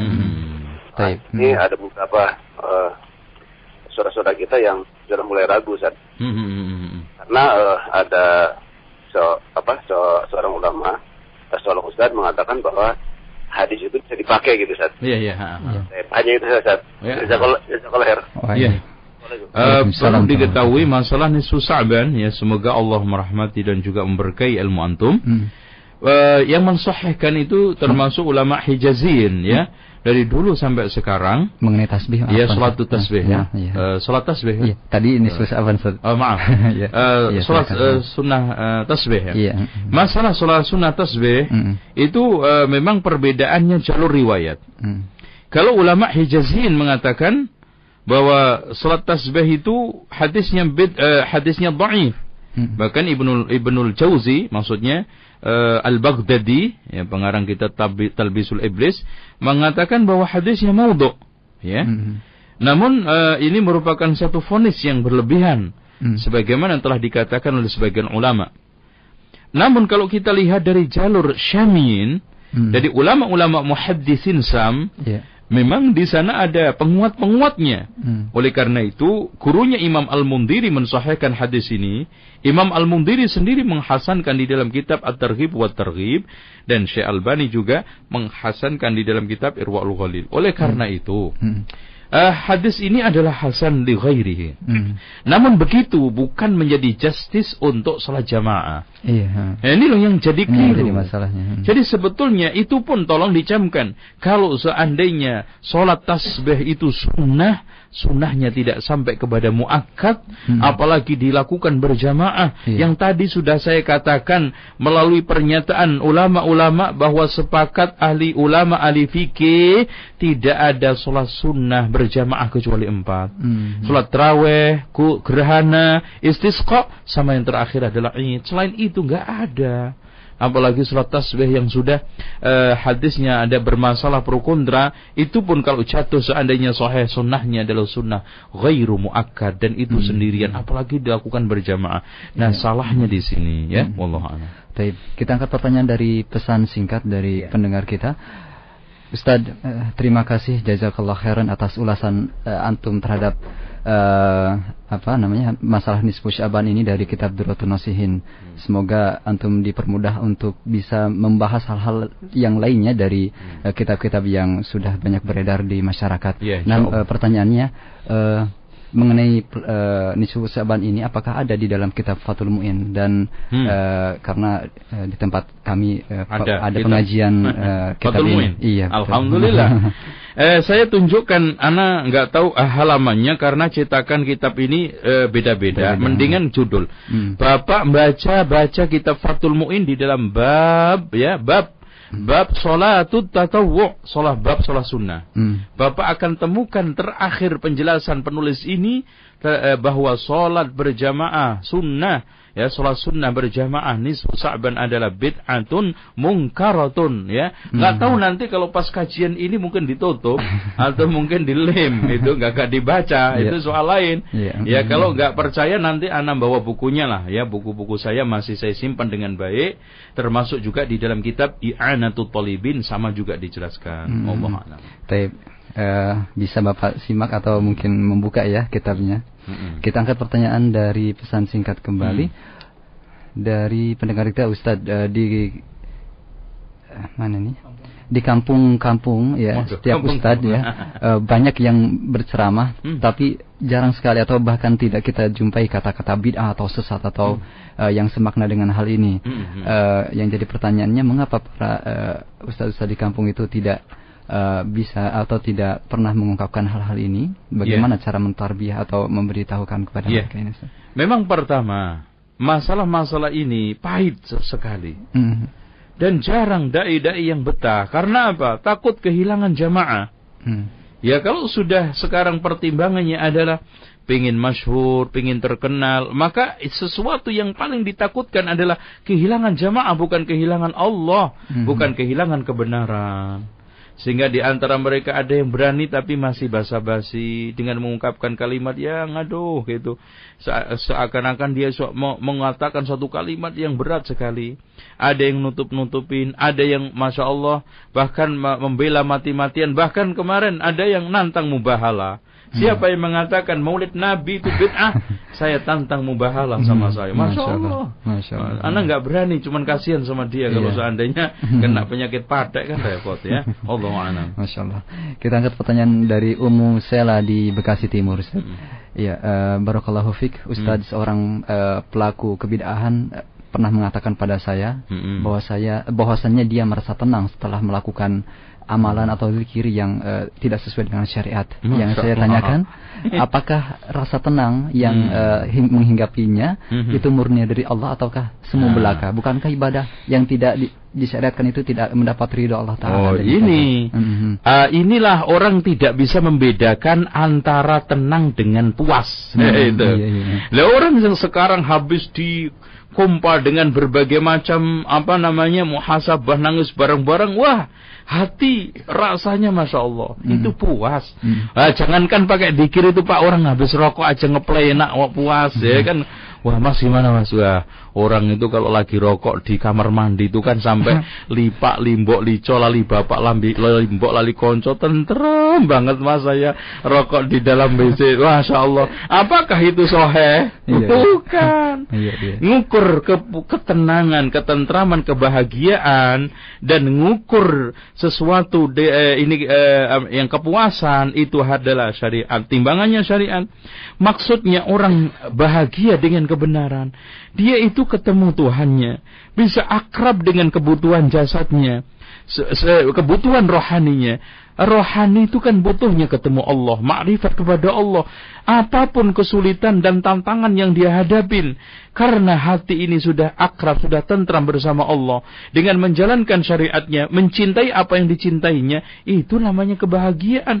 Walaupun hidupnya susah, tolong dicamkan ini pendengar, agak memaknai mungkin bahagia itu nggak pernah punya masalah, itu lah. Uang ngeplay itu salah.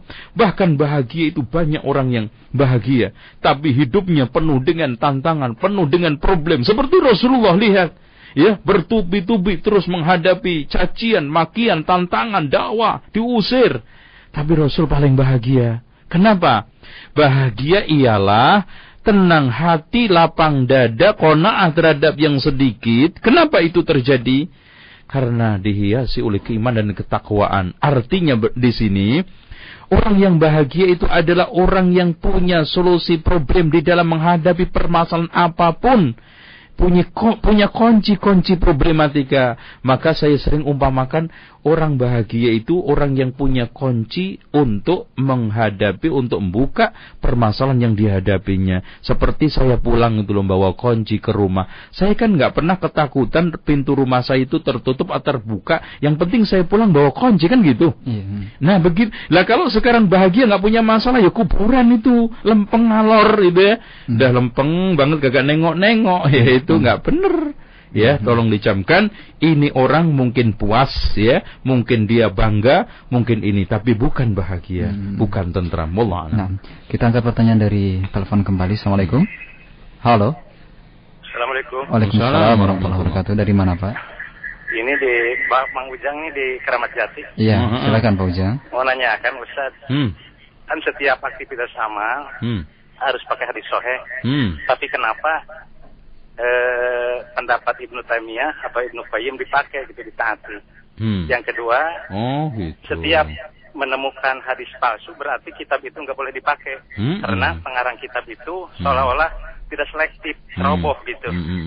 Berarti nggak boleh dipakai, seperti Riyadhus Shalihin atau Durratun Nasin yang memuat hadis palsu, berita-berita dusta gitu. Iya, cukup. Ya begitu aja. Terima kasih. Assalamualaikum. Tolong Anda mungkin jawab yang pertama. Tidak semua kitab jelek itu nggak boleh dipakai. Kita pakai untuk menjelaskan, meluruskan, ya, ngantem balik. Itu berapa banyak dilakukan oleh para ulama. Dan yang keduanya, kenapa kita pakai Ibnu Taimiyah? Karena cocok dengan Quran Sunnah. Kalau nggak cocok ya kita tolak dong. Jadi tolong dicamkan, kita memakai qala fulan, qala Syafi'i karena semata-mata cocok dengan kitabullah wa sunnati Rasul. Kita hadirkan nama ulama itu sebagai penguat, sebagai penyegar, sebagai syarah, sebagai penimbang terhadap nas itu. Itu aja. Jadi bukan kita fanatis. Kalau cocok dengan Quran Sunnah kita tolak, dan berapa banyak pendapatnya Ibnu Taimiyah yang lemah yang kita tolak, ke Ibnu Qayyim juga, bahkan ulama-ulama mana saja semua berprinsip in sahal hadis fa huwa madhhabi. Ya, dengan demikian kita jelaskan semua dalam rangka tadi untuk supaya membuat melek. Dan ini jeleknya mana tadi itu? Kalimat seindah itu kok dilarang untuk menyampaikan. Nah itu ya, wallahu a'lam bishawab. Baik. Ya. Kita angkat untuk selanjutnya, masih di line telepon di 8236543. Assalamualaikum. Waalaikumsalam warahmatullahi wabarakatuh. Silakan Ibu. Iya, Assalamualaikum Pak Ustaz. Assalamualaikum warahmatullahi wabarakatuh. Begini, bagaimana kalau suatu perumahan ya sering terima catering gitu, pesanan makanan, sedangkan dia orangnya nyunah, tapi sering terima misalnya untuk mautan Nabi ya, pesanan kue-kue sampai ratusan kue, padahal dia tahu untuk mautan, untuk Isra Mi'raj, itu hukumnya gimana? Ini sekuler ini. Ya cukup Ibu ya. Cukup ya. Juga Pak Ustaz. Kalau ruahan punggahan itu bagaimana itu Pak Ustaz? Apa sama juga padasan ya, kalau orang Jawa yang mau puasa itu kan mandi itu bagaimana itu? Dan segitu aja. Waalaikumsalam warahmatullahi wabarakatuh. Ruahan, unggah-unggahan itu karena ruah itu orang Jawa namanya Sa'ban itu ruah. Unggah-unggahan ya karena itu tadi. Nah, di sini siraman mandi karena sebetulnya mereka membersihkan diri siap Ramadan. Lah kok disimbolkan mandi di telaga, telanjang bareng laki perempuan, naudzubillah.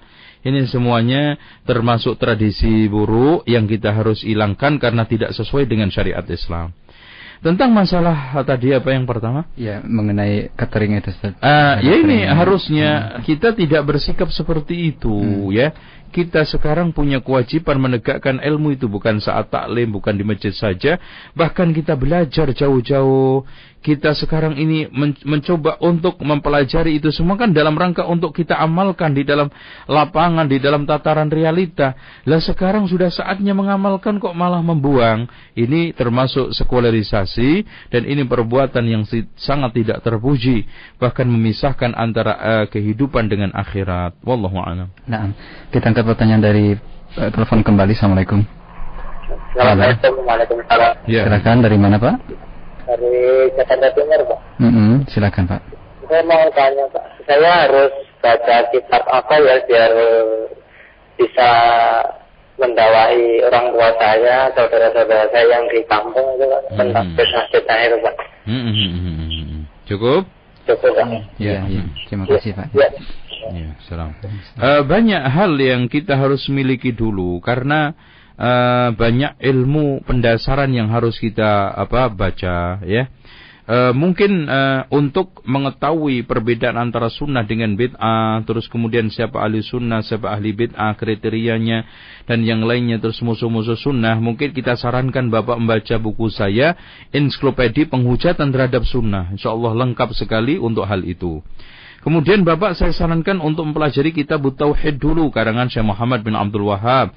Terus kemudian ada Ushulus Salasah, ya karangan beliau juga. Di sana ada Kasful Syubhat. Nah, baru kita menguasai dasar, kemudian menguasai syubhatnya juga, baru kita masuk pada perinci. Untuk masalah tradisi yang ala keindonesiaan ini memang belum ada secara persis. Dan buku-buku tentang bid'ah setahun itu rata-rata di Arab.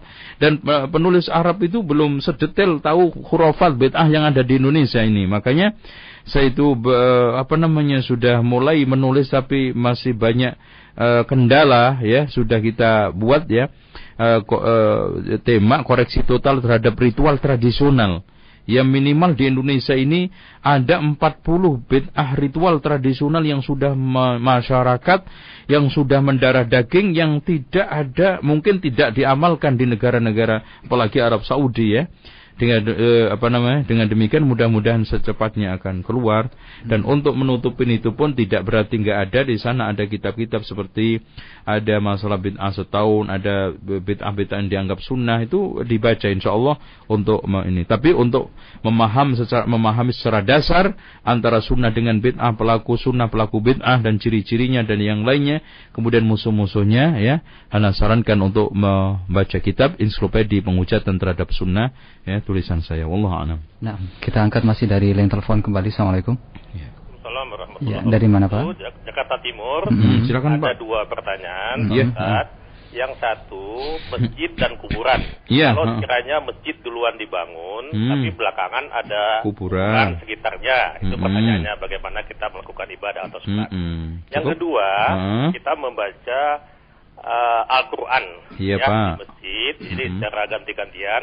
Tapi biasanya kita membaca doa lain, di mana doa lain itu merupakan ayat Quran, gitu ya. Seperti misalnya Rabbi shrahli sadri, bla bla bla sampai akhir ayat. Baru kita mulai dengan doa yang lain supaya terang hati, terang ini segala macam. Baru kita mulai dengan A'udzubillahi minasyaitonirrajim dan Bismillah dan seterusnya. Jadi ada 2 pertanyaan. Bagaimana menurut sunnah? Iya. Terima kasih. Assalamualaikum warahmatullahi wabarakatuh. Tentang masalah kuburan dan masjid, itu ada 2 macam, Pak. Yang pertama kuburan dulu, masjid baru setelahnya. Ini mutlak haram sholat di situ dan sholatnya tidak sah, menurut penjelasan Syekh Muhammad Ibnu Shalih Al-Utsaimin. Karena berdasarkan hadis Rasulullah SAW, la'natullahi 'alal yahudi wan nasara ittakhadhu qubur anbiya'ihim masajid. Allah mengutuk Yahudi dan Nasrani karena telah menjadikan kuburan nabi menjadi masjid. Dan di sana juga ada hadis, ala innaman kana qablakum ittakhadhu qubur anbiya'ihim wa salihihim masajid fala tattakhidhu qubural anbiya' masajida fa inni anhaakum an dzalik. Katanya Rasulullah, ketahuilah umat yang dahulu itu telah menjadikan kuburan para nabi dan orang soleh menjadi tempat ibadah. Sesungguhnya janganlah kalian mengambil atau menjadikan kuburan-kuburan para nabi itu masjid. Saya melarang hal itu untuk kalian. Maka Rasulullah sampai berdoa, Allahumma la taj'al qabri wathanan yu'bad. Ya Allah, janganlah engkau jadikan kuburanku ini sebagai berhala yang disembah. Ya, kenapa? Karena kuburan ini sangat potensi sekali untuk membuka kesyirikan. Maka kalau kita lihat sejarah awal kesyirikan menyebar di bumi ini kan karena bukan berhala, arca dan yang lain, awalnya kuburan. Ya, kemudian setelah itu terjadi pengkultusan yang ada di dalam kuburan, meyakini keistimewaan atau bisa melakukan suatu perkara-perkara yang ajaib yang tidak bisa dilakukan orang yang hidup. Padahal Masya Allah di saat hidup aja kagak bisa apa-apa, anehnya setelah mati malah hebat. Itu keyakinan yang lucu. Dan yang kedua adalah masjid. Masjid dulu baru kuburan. Nah ini tolong dicamkan Bapak penanya. Ya, kalau masjid dulu baru kuburan, ini kita lihat. Kalau kuburannya di depan imam alias sebelah barat, kalau di Indonesia, maka hukumnya haram dan sholatnya kalau dilakukan di situ harus diulangi. Berdasarkan firman Allah, berdasarkan sabda Rasulullah, la tusallu ilal kubur, jangan kamu sholat menghadap kuburan. Jangan sholat menghadap kuburan. Adapun kalau sekarang sebelah kanan kiri atau belakang, maka haram, sholatnya sah. Artinya perbuatan yang dia lakukan itu haram, tapi sholatnya sah. Namun semuanya lebih baik ditinggalkan kalau memang ada masjid yang sunnah, dan Anda harus membikin, ya, seperti yang dikeluarkan oleh Syekh bin Baz dalam fatwanya. Anda harus, kalau seandainya masjid itu ternyata ada kuburannya dan mencari masjid yang sunnah tidak dapat, Anda membuat jamaah di suatu tempat yang terbuka bersama teman-teman yang lainnya. Allah. Tapi mengenai yang kedua, ketika memulai tilawah atau belajar Al-Quran, ya, dengan doa. Masalah sekarang membaca Al-Quran di masjid tidak ada masalah. Bahkan Rasulullah SAW menegaskan, "Majtama'a qaumun fi baitin min buyutillah yatluna kitaballah wa yatadarusuna fima bainahum illa nazalat alaihimus sakinah wa ghasyiyatuhumur rahmah wa huffat alaihimul malaikah." Namun tolong dicamkan, tidak boleh dikhususkan hanya Ramadan, dan itu bukan hanya sekedar aktivitas yang ritual muter aja, mengaji dan dikaji isinya. Adapun sekarang diakhiri dengan doa-doa bersama, hendaknya dihindarkan. Kalau seandainya ada khataman, kemudian Anas bin Malik ketika itu diamini oleh keluarganya, itu pun mauquf atas Anas bin Malik, dan itu bukan merupakan satu hujah yang kita rutinkan. Dia sesekali aja. Apalagi doa-doanya ya kadang-kadang dicampur-campur dari sono sini, kemudian biasanya diakhiri dengan lagu-lagu masa ini yang dicampur doa campur ini jelas tidak dibolehkan. Dihindarkan lebih baik ya, Bapak sekalian. Nah, kita angkat pertanyaan dari telepon kembali. Assalamualaikum. Assalamualaikum warahmatullahi wabarakatuh. Waalaikumsalam warahmatullahi wabarakatuh. Dari mana? Barakallahu fiik Ustaz, dari Keranggan Samat. Iya, silakan. Mau tanya nih Ana Ustaz, agak menyimpang enggak apa-apa ya? Iya, nyimpang kemana? Soal muamalah enggak jauh-jauh sih nyimpang insyaallah. Iya, yang penting jangan ke Tegal. Iya, silakan. Ini mau tanya kalau mengirim TKI ke negeri kafir, itu hukumnya gimana? Tapi mereka di sana legal, semacam pelatihan kontrak 3 tahun gitu ya. Mereka di Jepang lah gitu, misalnya negaranya Jepang gitu ya. Nah, kalau itu hukumnya bagaimana? Karena Anda pernah mendengar bahwasanya Rasulullah SAW melepaskan diri tanggung jawab terhadap setiap muslim bermukim di antara kaum musyrik gitu ya. Nah, ini kaitan dengan ini bagaimana? Jika akidahnya mereka bagus atau bagaimana, itu gimana syarat-syaratnya Ustaz? Ya, makasih. Assalamualaikum. Waalaikumsalam warahmatullahi wabarakatuh. Tinggal di tempat negeri kafir itu ada tujuannya pertama untuk dakwah. Ada yang keduanya untuk dagang atau kerja. Ada yang tujuannya untuk berlibur. Ya. Kalau sekarang untuk dakwah, jelas itu merupakan perbuatan yang terpuji. Ya. Kalau tujuannya untuk dagang, maka kita lihat syarat Syekh Muhammad Ibnu Shalih Al-Utsaimin di dalam kitab Syarh Ushul Salasah pertama, punya agama yang kuat untuk bisa membentengi syubhat, punya ilmu yang kokoh untuk bisa mengkanter berbagai macam masukan-masukan miring dari orang-orang non-muslim, dan selanjutnya bisa menegakkan syiar-syiar Islam dari mulai salatul jamaah, salatul jum'ah, dan hari raya Idul Fitri, Idul Adha. Dan kemudian yang keempatnya, ini tidak kalah pentingnya, bahwa kalau kita tadi tujuannya untuk belajar, ilmu tersebut tidak ada memang di negara itu, ya, kecuali di negara itu. Lah kalau tujuannya untuk jalan-jalan, mutlak tidak boleh. Jadi jalan-jalan di negara Islam itu lebih baik. Tapi orang belajar tadi, kalau memang kepentingannya untuk negara, tidak ada ilmu kecuali di situ dan tidak mendapatkan kecuali hanya di situ, maka dibolehkan. Tapi dengan syarat tadi, di dalam rangka untuk menegakkan agama, di dalam rangka untuk syiar Islam, dan jangan sampai salah. Syaratnya dia memiliki kekuatan agama yang bisa membentengi diri, yang memiliki kekuatan ilmu yang bisa mengkanter subhat dan syahwat, dan kemudian bisa menegakkan syiar Islam, salat Jum'ah dan jamaah. Dan tidak kalah pentingnya, syaratnya tadi memang dalam kondisi yang hajat, perlu sekali, ya. Adapun menghantar atau mengantarkan, ya kita lihat tadi mengirimkan, kalau akhwat tidak disertai dengan mahram itu bahaya, dosa besarnya. Allah. Nah, kita angkat dari pesan singkat kembali dari saudara kita di ujung barat Indonesia nih, Pak Ghazali di Banda Aceh ya. Ustaz, berkaitan dengan hadis tentang doa Rasulullah SAW yang kira-kira artinya, mohon maaf apabila salah, berkahi kami di bulan Rajab dan Sya'ban dan sampaikan kami di bulan Ramadan. Apakah hal ini sahih Ustaz? Apa doa ini demikian? Sudah saya jelaskan pada waktu membahas masalah Rajab bahwa hadis ini adalah dhaif jiddan. Ya, Allahumma barik lana fi Rajab wa Sya'ban wa balikna Ramadan. Maka sanadnya di sini di samping perawinya dhaif karena menentang hadis yang lebih ini, perawi-perawi yang lebih thiqat. Dengan demikian di samping mungkar hadis ini dhaif. Oleh karena itu tidak ada anjuran untuk berdoa dengan doa ini, ya. Wallahu a'lam. Kita angkat dari Ibu Khadijah di Bekasi. Ustaz, saya dilarang menyetel Radio Roja ini katanya oleh seorang ustadzah. Alasannya di Radio Roja banyak larangan, ini bid'ah, itu bid'ah Ustaz. Apa yang harus Anda lakukan dengan sikap ustadzah tersebut? Pertama jelasin, karena ente sendiri yang bikin bid'ah banyak, jadi banyak larangan. Buktinya di Saudi nggak ada bid'ah, itu jadi orang enak dijelasin seperti ini. Dikit-dikit bid'ah lah, kamu sendiri yang bikin. Aslinya nggak ada. Terus ente ada-ada, lo ditegur, ya, tersinggung. Dari agama itu milik siapa?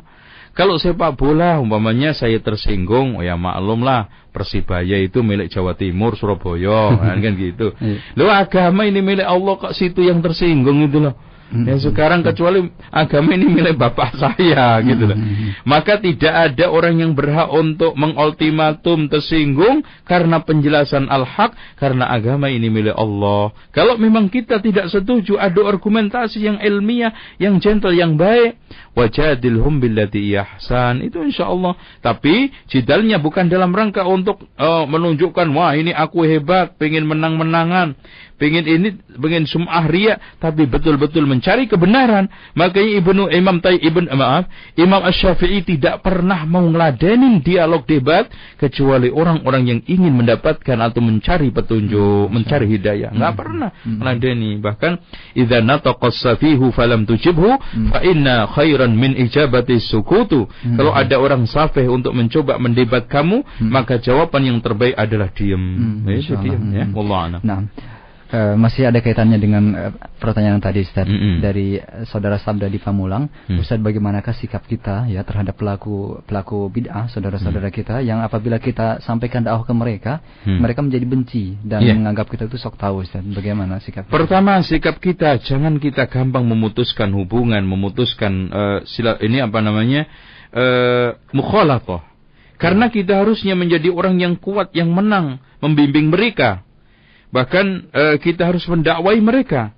Jadi kalau sikap-sikap tegas itu dalam hal pernyataan, dalam hal berprinsip, tapi di dalam hal kita bermuamalah, di dalam hal kita itu bersama mereka, tetap harus kita kedepankan lin, warifku, dan juga lemah lembut, serta al-kiram, al-karim, al-karamah, kita sampaikan itu dengan baik. Dengan demikian, saya ingin sarankan hadis Rasulullah SAW mana sampaikan ke antum, alladzi yukhalitun nas, orang yang bercampur ya, bisa bergaul dengan manusia, wa yasbir ala adahu, dan sabar atas gangguannya yang tadi itu penentangan, ini kontroversi tentang masalah ya kasak kusuk, pasti kita dapat.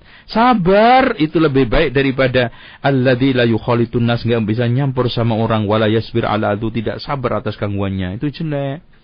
Makanya kita harus bersama mereka ya, tapi tetap tegas terhadap prinsip. Wallahu a'lam. Kita angkat di line telepon kembali. Assalamualaikum. Waalaikumsalam. Silakan Pak, dari mana? Dari Abu Husain Kebonjeruk. Silakan Abu Husain.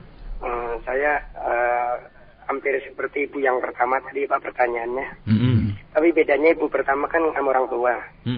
Kalau saya sama mertua, jangan saya masih ya malu nggak malu dah masih numpang sama mertua gitu. Nah, terus saya udah bilangin istri bahwa jangan ikut bantu acara Nisfu Saban, Isra Mi'raj, Maulid. Tapi udah saya kasih buku, udah denger roja. Tiap hari istri saya denger roja. Tapi karena mungkin kurang enak atau bagaimana, saya pun nggak bisa secara keras. Betul Pak, betul. Istri gitu ya. Iya betul. Jadi kan masih di MI kan, gimana ya? Terus kalau Jakarta kan serba mahal, tempat tinggal gitu. Terus sikap saya terhadap itu gimana? Udah maksimal, udah sepupu, udah kasih saran, tapi ya masih bantu karena nggak enak. Gimana dengan orang tua supaya jangan ada perpecahan. Iya betul. Terima kasih saya. Assalamualaikum warahmatullahi wabarakatuh. Waalaikumsalam. Bapak harus mengingat sejarahnya Nabi Nuh alaihissalam. 950 tahun berdakwah, ya mendapatkan hanya 80. Memang waktu dakwah itu tidak bisa kita targetkan secara pasti. Kita bisa saja kayak Nabi Muhammad, bisa saja kayak Nabi Ibrahim, bisa saja kayak Nabi Nuh. Masya Allah kita dakwai, bahkan kita seperti Nabi Lut, Nabi Nuh, ya istrinya tidak bisa masuk Islam, bahkan kafir. Dengan demikian, yang penting kita terus menyampaikan. Ya kita menjelaskan, kita tabligh, sambil kita tata sikap kita, tolong sikap. Faqula lahu qawlan layyina la'allahu yatadzakkaru aw yakhsha. Mungkin saja materi yang kita sampaikan benar, dalilnya sahih, tetapi cara yang ini kita gunakan itu tidak baik. Makanya Nabi Musa sama Harun ditekankan sekali oleh Allah cara menyampaikan, cara di dalam menggunakan kalimat, ya. Di dalam cara untuk memakai kata-kata, di dalam tekanan intonasi ini, Masya Allah, Ini suatu kaidah yang sangat indah. Faqula lahu qawlan layyina la'allahu yatadzakkaru aw yakhsha. Karena rata-rata ucapan lemah lembut sebegini aja loh Pak. Kita balik aja. Ketika kita jahil, ada orang yang memperlakukan kita dengan lemah lembut, dengan santun baik di dalam menjelaskan. Kayaknya kita juga menerimanya walaupun menolak, tidak terlalu frontal. Tapi kalau kita sodok orang langsung dikatakan der. Nah, otomatis dia bukan tertarik dengar, bahkan dia tertarik untuk menjawab, untuk ngeyel, untuk nyerang. Nah, ini kan nggak enak. Iya. Wallahu a'lam. Satu pertanyaan terakhir saja untuk kesempatan sore hari ini. Assalamualaikum. Waalaikumsalam. Iya, mohon dikecilkan radio monitornya, Pak. Iya, silakan. Gimana Pak? Saya lagi di jalan ini. Iya. Silakan, Pak. Saya mau tanya sedikit saja Pak Ustadz. Ini agak menyimpang sedikit soal walimah hitan itu. Saya pernah baca di satu buku bahwa menurut Imam Syafi'i, Imam Malik itu membolehkan, tapi Imam Ahmad tidak. Yang benarnya itu apakah sebagaimana begitu? Iya. Assalamualaikum warahmatullahi wabarakatuh. Masalah walimatul khitan, anak ceritakan bentuknya. Memang para ulama ada yang berbeda pendapat karena ini masalah murni ijtihadiyah. Kalau betul yang dikatakan oleh Bapak tadi membolehkan, ditambah lagi Ibnu Hajar, sama juga ditambah lagi Ibnu Taimiyah dalam kitab Majmu' Fatawanya. Tapi ada beberapa ulama yang melarang. Intinya bentuk walimatul khitan itu hanya bikin makanan, keundang sekitarnya makan. Lah kalau sekarang konteksnya sekarang di kita itu ada yang datangin wayang, ada yang ngundang orang sekampung, Masya Allah, kadang orawian, tibaan, marhabaan. Ya jelas ini kita tidak boleh. Ini adalah merupakan satu bid'ah. Bahkan Masya Allah kadang-kadang sudah wayangan, udah Masya Allah ngundang orang sekampung, masih nggak puas lagi ada acara berjanjian manakiban. Itu kan suatu hal yang tidak sama sekali sesuai yang diinginkan oleh ulama yang membolehkan. Ya, wallahu a'lam bishawab. Jadi ditinggalkan Pak. Untuk konteks di Indonesia ini ditinggalkan karena masih banyak tasyabuh, keserupaan dengan bid'ah, dengan acara-acara yang mereka anggap itu sudah baik. Nanti Bapak kalau enggak membaca rawi loh, mana rawinya? Nah kan repot nanti. Ya, minimal ditanyai marhabaannya atau macam-macamnya. Ini enggak bisa mengelak. Jadi akhirnya masyarakat yang kita undang mengiranya acaranya seperti biasa. Ini kan masih belum bisa dibedakan antara yang boleh dengan yang bid'ah. Wallahu a'lam. Baik. Demikian ikhwatal Islam pertemuan kita, dan mungkin ada satu khalasah atau penutup untuk menutup kajian kita, Ustaz. Tafadhol. Iya. Perlu diketahui pendengar sekalian bahwa kita di dalam beragama ini sikapnya cuma satu. Sebagaimana yang telah saya sebutkan di dalam kitab Ensiklopedia Penghujatan Terhadap Sunnah, agama itu hanya butuh penyerahan dan ketundukan. Karena konsep Islam ini sudah paripurna, ketetapan Allah dan Rasulnya itu sudah final.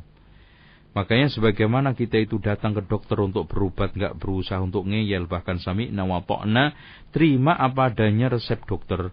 Loh kenapa dokter rohani yaitu Rasulullah kita tidak sami'na wa ta'na? Maka prinsip beragama yang ditebarkan dalam Alkitab wa Sunnah itu semuanya cuma satu. Sami'na wa ta'na, ketundukan dan kepasrahan. Bukan kita ngeyel apalagi membuat-buat.